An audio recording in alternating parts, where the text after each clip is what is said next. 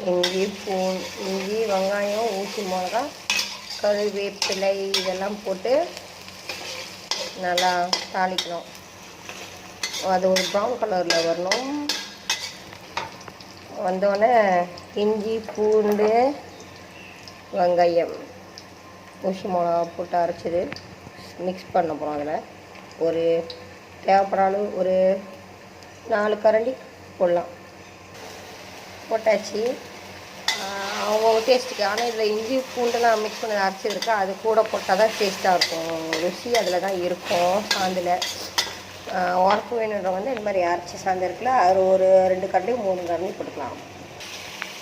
நான் வந்து ஒரு 2 கரண்டி தான் போட்டேன். ஏன்னா ஊசி மிளகா போட்டு அரைச்சி வேறு போட்டுருக்கோம். ஒரு 4 ஊசி மிளகா வெட்டி போட்டிருக்கேன்.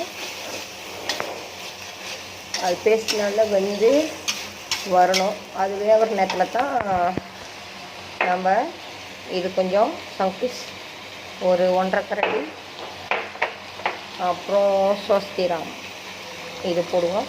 பேஸ்ட் ரெடி ஆனால் அவிச்ச கூப்பாங்க வந்து கொட்டி கிண்டி எடுத்துருவோம்.